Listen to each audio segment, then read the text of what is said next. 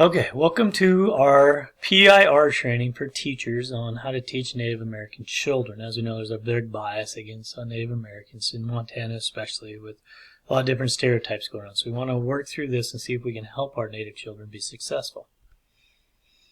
What are some truths about Native students? Well, they have a very low graduation. Only 40% graduate compared to 89% of the rest of the country. Only 17% of the kids that graduate begin college. And only 6 of every 100 Native children, or college students, will graduate. Think of that, 6% will graduate. 2 of 6 will complete a graduate or professional degree. So we need to really do our best to get them prepared, any Native students that we have. Okay, reasons why they struggle. Well, just like here. We have 7 reservations. What do we know? What do you know about Native children? I don't know a whole lot. I have some negative attitudes that I've gotten from other people, and maybe some unconscious bias there. We need to work through that.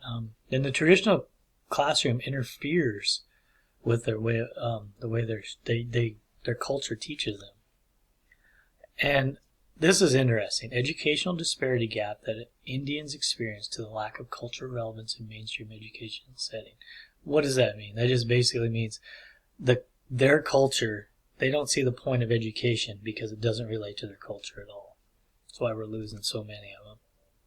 How do we increase their interest? Well, I say we incorporate some tribal values. What are those values? Respect, generosity, living in balance, withstand hardship, and how to receive a blessing. Very simple things that can only help everybody in the class as well as us as teachers. What are some misconceptions? Is there multiple ways to address Indians? Well, yeah, as you can hear in my presentation, as you can see different names, and just find out through the children or whoever you're teaching how they want to be taught or asked, or if even at all. All Indians live in a tent, and some still do. No. Some on the plains, but none do now. All Indians look the same? I don't think so. There's 560 tribes. And if you think about it, like in Asia, there's Koreans, Chinese, Japanese. They're not all the same. They don't look the same. They may have the same kind of skin color. Definitely not the same. And all of them live on a reservation? Not true. We have some in our schools right here. Okay. What do we need to understand about some misconceptions? They have no respect, won't look them in the eye, take too long to answer questions they never understand. They feel uncomfortable when I single them out for praise. Well, what are some reasons? When you don't look in the eye, that's respect in their culture. If you show that you are thinking about something, that's respect instead of just answering quickly. And they're much more comfortable in a group setting, not in individual settings, about praise. Native children may move from one relative to another, creating an unstable home life. So like a foster care type thing. Native students don't care about being on time. Well, let's see what this says. No, that's just the way that they're raised, from uncle to uncle, aunt to aunt. It's a common thing. It's not like a foster system. And their idea of time is much more different. It's not linear like ours. It can represent the past, the present, the future. So it might seem like they're being disrespectful, but culturally that's just the way they've been taught. We need to work with them on that. Native students don't want to be successful. Native students don't even try a problem they might get wrong. Well, let's see about this. Why? Students may underachieve to avoid appearing superior in order to not violate the traditional norms of their culture.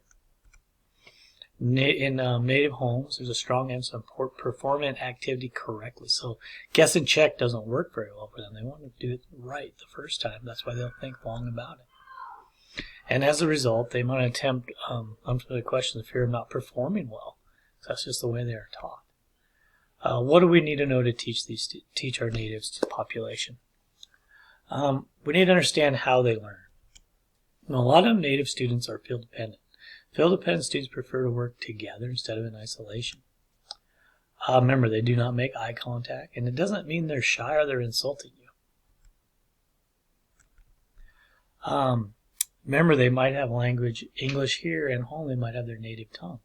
So we got to make sure we understand that. when there could be a language barrier for some of our students and what's expected of them. They need to understand what's fully expected of them. And Native Americans traditionally taught children by oral directions and to observe until they felt competent enough to undertake this task. So the way we teach is a little bit different. So we have to understand these things when we're dealing with our students. And written instructions alone may be confusing. They may require oral direction because of their culture.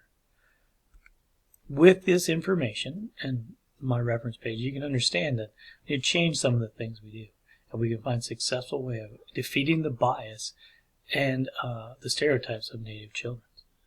If you have any questions, I'll be available for answer them.